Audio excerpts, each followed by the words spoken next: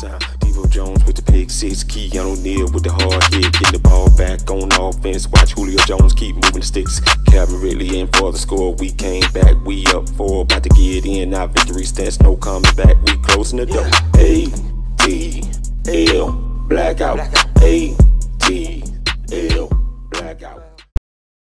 Welcome to the show today, baby. This your boy Jimbo Dean, aka Jimbo Slice, aka Jimmy Obama. And you can call me any one of those you want.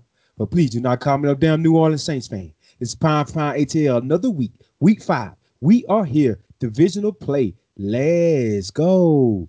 What's up, Big Mike? What's going on over there in Atlanta? ATL Ground Zero. What's up, big dog? You ready for week 5? Like you said, divisional play. I'll take a deep breath before I say it. We got a winnable game this week. I think we have a chance to position ourselves for hopefully our first win of the year. But like I said, Big Jimbo, nothing too high, nothing too low, man. Let's talk to these guys this week, man. What we got on these Panthers, man? Hey, but this week, man, over here, Pound ATL, we're a little more positive, man, because week 5 feel good. I don't know about y'all, but this feels good to me. Now, y'all can get down in them comments and make sure you subscribe now. Make sure you like and you share. But y'all get down in them comments and say whatever you want. But old Jimbo Dean, a.k.a. Jimbo Slice, a.k.a. Jimmy Obama, it's a little happy today. Divisional play, that's a whole nother season, Big Mike. And you know, the Atlanta Falcons, we tend to thrive off up in that division. Got 14 teams extended for that playoff. Oh, man, it ain't over with now. Please do not get it twisted. But we have been through some hardship here these last 4 weeks. And I think a divisional game is a familiar foe, the Panthers. It'll be something that'll help us get a little familiarization, okay? I'm sorry, I'm using the word I dropped out in 3rd grade. But division is somebody we play twice a year. Everybody used to each other, can easily come out with a win with this. I got the Atlanta Falcons winning this game, man. And I'm talking about 31-29 type of win. And yes, me and Mike say we weren't gonna do no more predictions anymore, but I feel really mighty good this week. And it's just time for the Atlanta Falcons to win a game. AJ Terrell is back. Ricardo Allen's back. Keanu Neal is back. We got some people back. We starting to get healthy right about time. And boy, them Buccaneers damn sure ain't look so good on that Thursday night game in my eyes. And to forget about 4th down, and you've been in the league for 75 years. How long Tom Brady been in the league, Mike? About 80 years? Man, too long. Such a long time. And you didn't know what down it was, that brother? Absolutely. And Tom Brady, and listen, now they just gave LeBron a hard time for walking off the court a little too early. I thought I saw a little bit of the same behavior out of Tom Brady, but Tom do a little bit better, man. You won a lot, lose with the same kind of grace. But again, we'll touch on the Bucs another week. But to your point, man, this looking at these Panthers this week, right? These Panthers, they're 2-2. I would say that they have they've overachieved. I think they're playing really good under Matt Rhule. I think that Matt Rhule, we got a chance to see him a little bit with Baylor the last couple of years. Pretty good at getting the most out of his offenses. I mean, his defenses weren't necessarily just lights out at Baylor, but they were some of the top defenses in the Big 12 over the last couple of years, right? So really don't know what a rookie coach is going to throw at us, but I think he's shown the ability to be able to score on just about anybody. So, usually, these new head coaches, it's really hopefully in our favor that we have a new head coach coming in that maybe we might have some sort of advantage of. But when we're 0-4, we just got to find an edge from someplace. What do you see about these Panthers? Have you had a chance to look at these guys on tape? I mean, they are right. They ain't great. Bridgewater don't turn the ball over, first and foremost. McCaffrey is out with an injury. He gave us problems. So he's out. I don't wish nothing on nobody, but we don't have to deal with him. That's a positive. Our offensive line is doing great. I mean, compared to last year, this offensive line is really starting to seal the deal. It's really starting to catch on now. I've seen some people get bolo, but I think they starting to, and the more that offensive line play together, the better they get. So I'm starting to see this offensive line starting to gel just a little bit more. So I see our offensive line dominating this game. Oh, Jimmy, what? Yes, I said it. Our offensive line is what's going to determine this game, Mike. And as of right now, I really don't give a damn what the Carolina Panthers got over there right now. This is a divisional game. My offensive line is showed me, and I think they're fairly pissed off over there on that offensive line. I think they're fairly pissed. So I see our offensive line dominating this game, and we coming out with the dub this week solely off the offensive line. We're gonna control the clock. So look here, Pound Pound. Y'all ain't got a word this week. Jimbo Dean finna give you a little state of confidence over there. Y'all get ready to rise up this weekend. Because that offensive line is sick and tired of being sick and tired. It ain't even really about the skill players and the defensive players no more. That offensive line is finna take over this season. And I can feel it, man. And we finna dominate. Tar Gurley finna have a big game. Brian finna have Hill finna have a good game. Ito finna get some of a little bit of that. It just finna be, it finna be good, man. And this is the dub. This is the win that we've been waiting to get. Right. We need to get a win. We need to get at least a win under our belt. And this week, that offensive line is finna show up. It's finna show out. It's finna make sure that we win this game this week. That's how I'm feeling. That's how I woke up feeling this morning. So, Mike, let me ask you this now. How do you feel about facing Teddy Bridgewater? You think that secondary going to be able to hold up? Got some people back in the secondary, man. I think having AJ Terrell back and having Sheffield there will just make us more competitive on the ball. Because I would think that Raheem Morris would not. I've tried out Isaiah Oliver as a starter again this week, but one would hope that AJ Terrell, getting activated off of the COVID list, will be able to come in, make an impact, and kind of really pick up where he left off against the Cowboys. Because I think, like you said, that AJ Terrell, the Sheffield. Maybe having Bleedy Ray Wilson in there, like I said, man, we got to get Isaiah Oliver off of the field because I do think that Teddy Bridgewater is good enough to find our weak spots and attack those. So, for Olicon, like I said, it doesn't really matter who's at free safety. Casey's out. Allen's probably still out. Maybe we get Neil back this week. But like I said, I think this is a team effort. We always play the Panthers tough. I don't think there's this magic formula that we need to follow. I think we can beat the Panthers.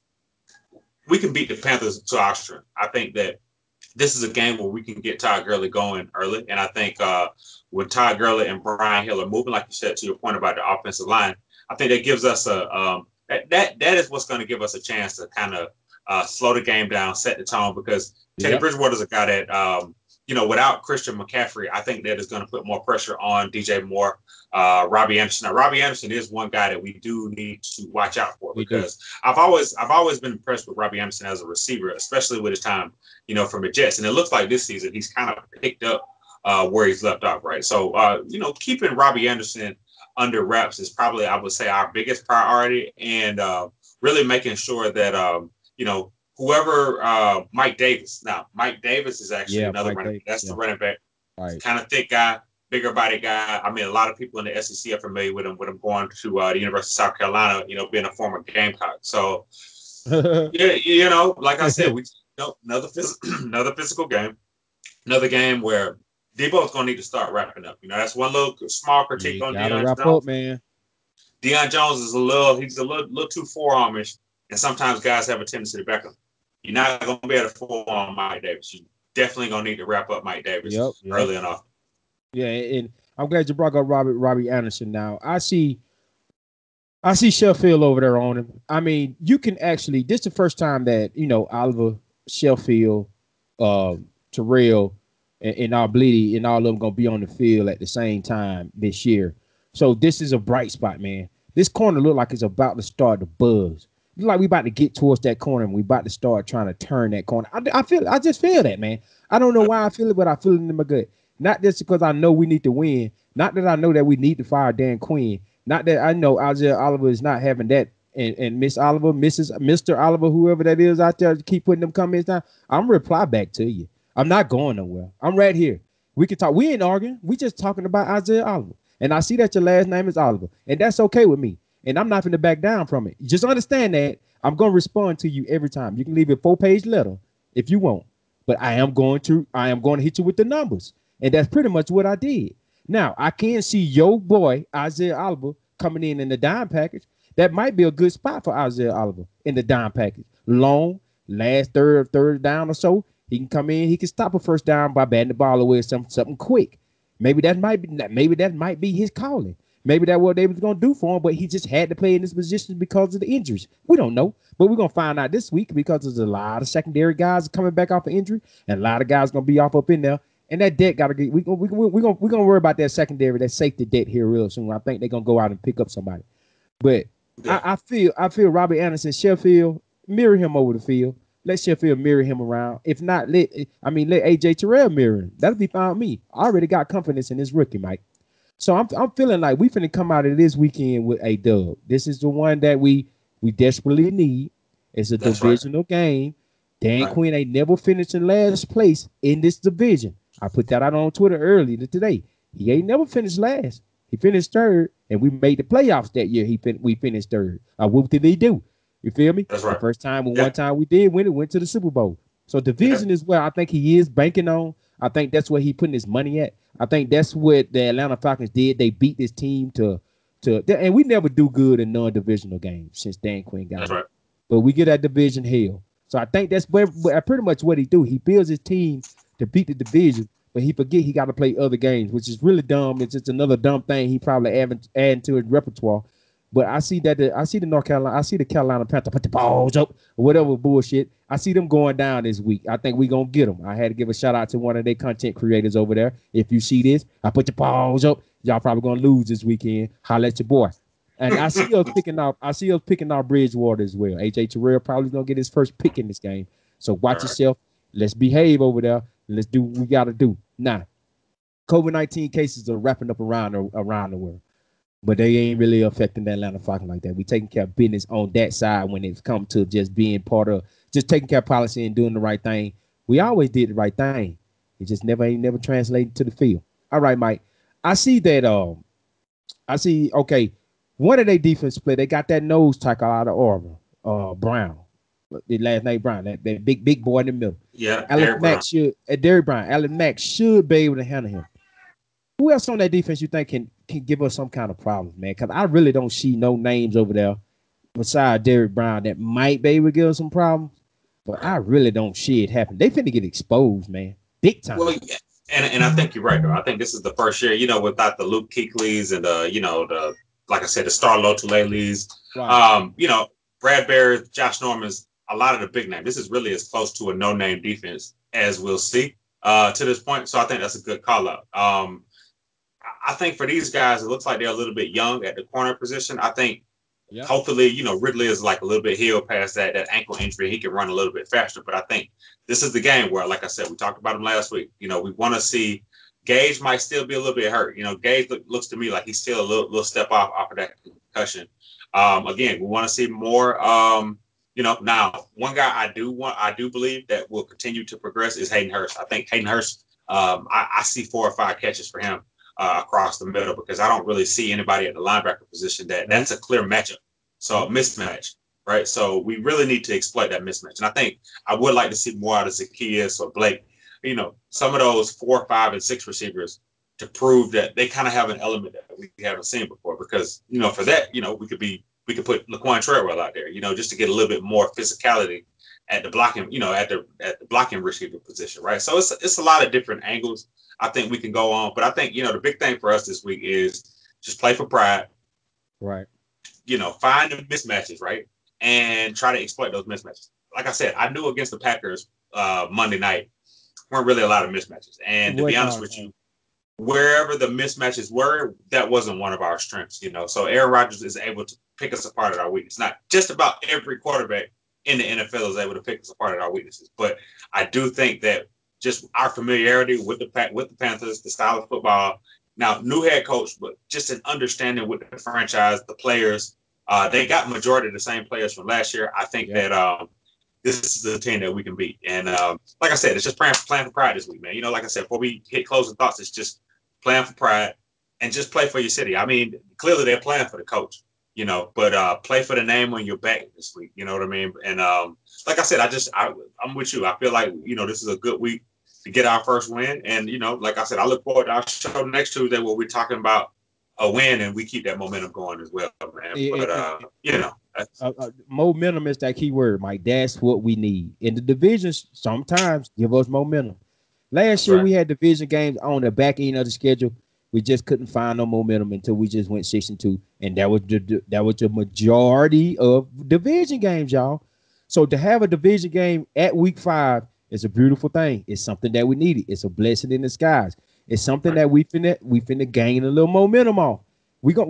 Hey, look, Dante Fowler is finally getting fully healthy, y'all. Y'all better watch out there, man. You gonna say, Jimbo, well, you was just a little negative that.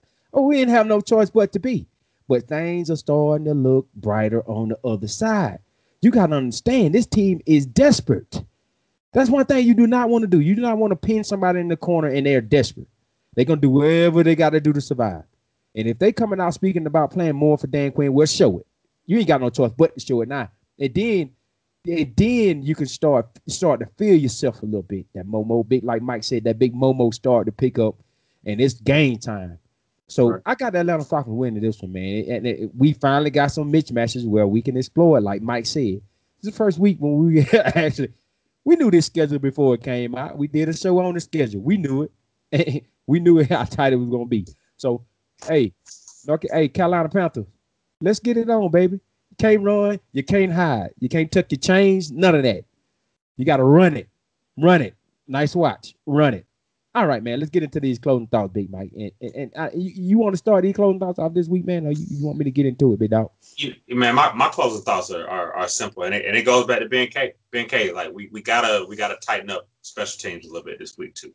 This is a week where I think that unfortunately, as much as we're hard on Younghoe Koo, he didn't really miss a lot of extra points. So I think this new kicker we got, Elliott Fry, he does make us a lot better. And I don't really have a lot of confidence in him. I can see why he came off the street. So Ben K, get the guys together, man. I think I would like to see a little bit more. I'd like to see you switch it up a little bit out of the punt return, kick return.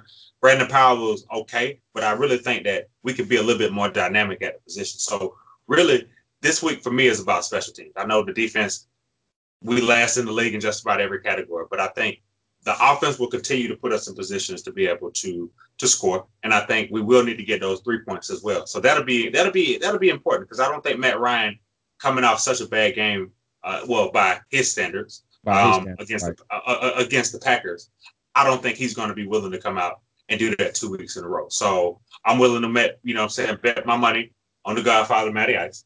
But that's right. Again, Ben K, really need you to make sure special teams comes ready to play this week. And hopefully we don't get to, the end of the game, no onside kick scenarios. But again, I look for us to get a dub this week, Big Jimbo. Take these people home. I appreciate it, Big Mike. Hey, Ben K, please, man. We'll at least have one win on our belt if you just would have got that thing right. It's 3 phases of the game now. Do not forget about special teams. Ben K, we are not forgetting about you. You will lose your job. Understand that. Anyways, my closing thoughts, man. I want to get on this tight ends, us not being able to stop tight ends. This is my closing thought this week. We got to be able to stop tight ends. Tight ends are having a field day against us, and it is starting to look ugly. It's starting to get scary, because that's that position where you really cannot account for their athletic ability until it's on the field. You really don't know how fast that tight end is until you get on the field. You don't know how fast he really is until you get on the field. And tight ends are starting to blow us up. Touchdown by touchdown, yards by yards, they're just starting to get open. Seem like we cannot guard the tight end. It's somebody on this defense. And I don't know who they tight end is. But hell, I didn't know who the Green Bay tight end was. But then I still can't pronounce his name. and nobody ain't pick him up in fantasy football. And he just blew off the map. Now watch. Green Bay Packers play their next opponent. You ain't even going to hear from that tight end. So they telling me we're having problems guarding tight end. All right, Raheem Morris. All right, let's get it together over there, because they see that. Team after team is starting to see that since Greg Olsen. They starting to see you can tackle them with the tight end. They cannot guard it. That is one in the position, like I said. It's a variable, man.